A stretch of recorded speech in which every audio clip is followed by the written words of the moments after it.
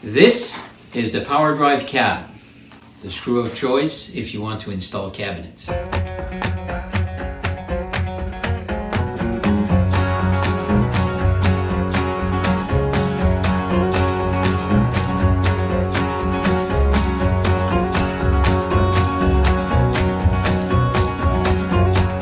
Working with the melamine panel has a lot of advantages, but somehow panels and fastener don't mix very well.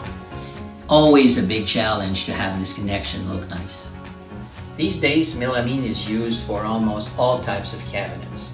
To fasten these cabinets to the wall, you basically need two sets of screws. One to fasten the cabinet to the wall, and the other one to fasten cabinets together.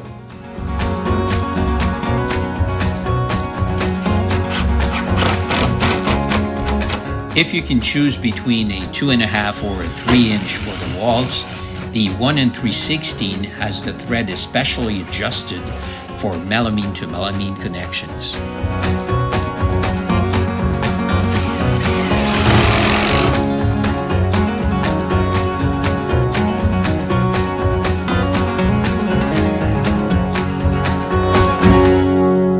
So there you have it. This is the cab.